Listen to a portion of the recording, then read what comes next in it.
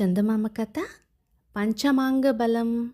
కౌశాంబి నగరం రాజధానిగా గల మాలవ దేశానికి ఒకప్పుడు ధర్మపాలుడు రాజు అయ్యాడు. ఆయనకు అనుభవం గల మంత్రులిద్దరుండేవారు. ఒకడి పేరు విజయకేతుడు, రెండవ వాడి పేరు విహారభద్రుడు. కొత్తగా రాజ్యాభిషిక్తుడైన ధర్మపాలుడు తన మంత్రులను వేరువేరుగా తన రహస్య మందిరానికి పిలిపించి, నా పరిపాలన సరిగా ఉండాలంటే నేను పాటించవలసిన ప్రధాన నీతి ఏది అని అడిగాడు. ఈ ప్రశ్నకు విజయకేతుడు ఈ విధంగా చెప్పాడు.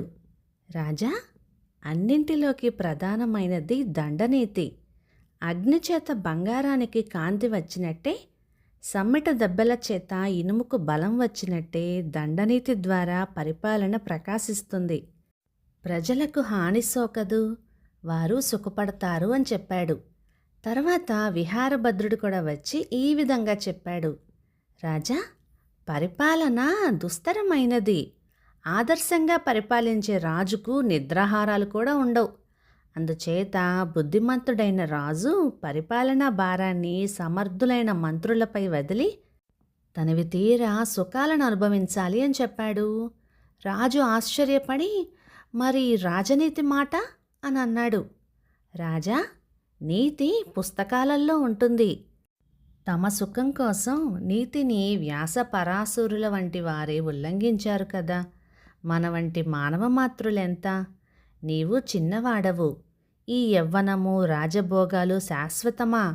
కావాలంటే మళ్ళీ వస్తాయా? అందుకని ఉండగానే వీటిని సార్థకం చేసుకోవాలి అన్నాడు విహారభద్రుడు. దండనీతి గురించి నీ అభిప్రాయం ఏమిటి అని అడిగాడు రాజు.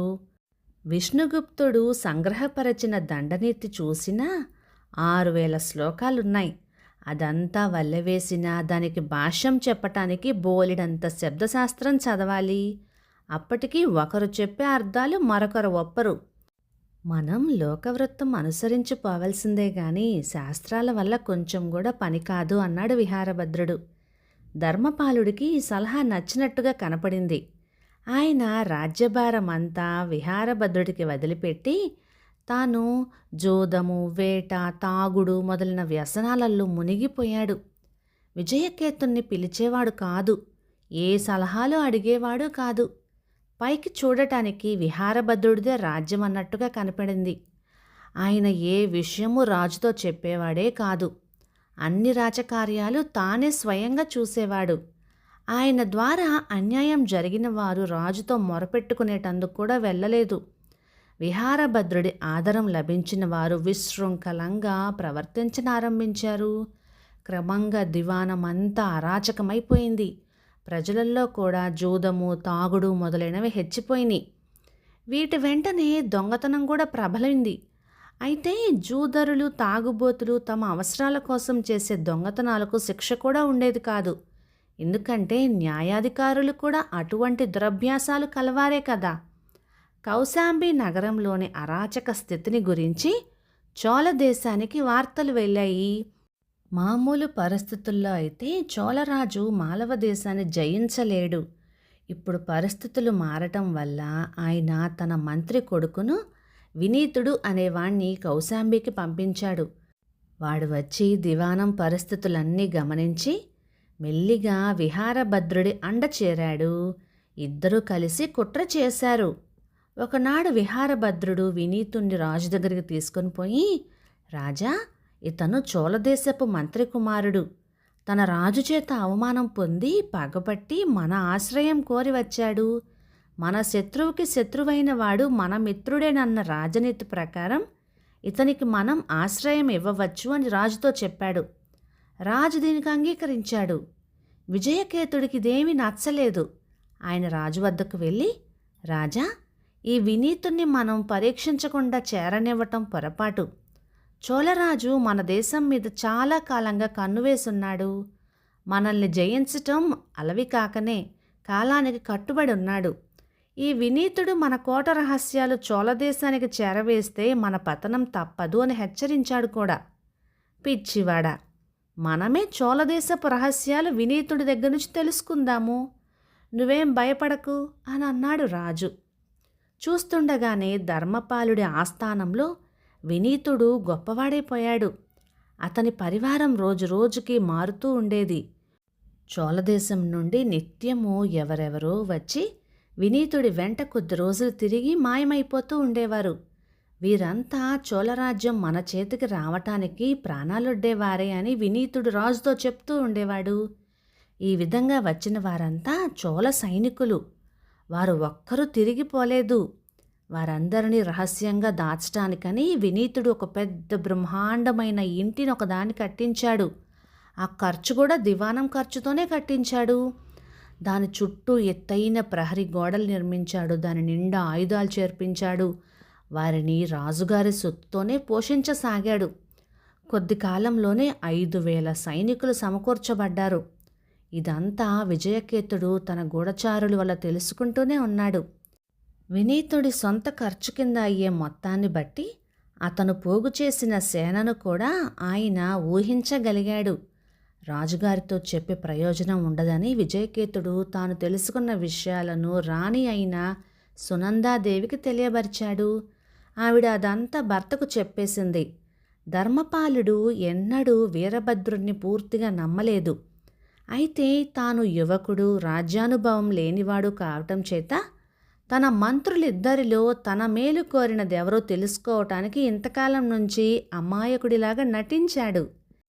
ఇప్పుడు తాను జోక్యం కలిగించుకునే సమయం వచ్చింది.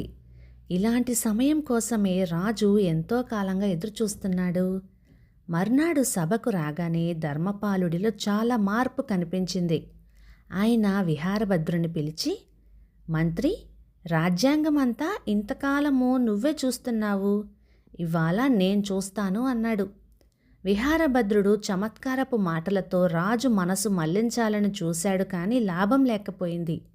రాజు ఖజానా పరిస్థితి, రాబడి ఖర్చు, పన్నుల వసూలు, ప్రజలు చేసుకున్న విజ్ఞాపనలు, వాటి విషయంగా జరిగిన చర్యలు విచారించాడు.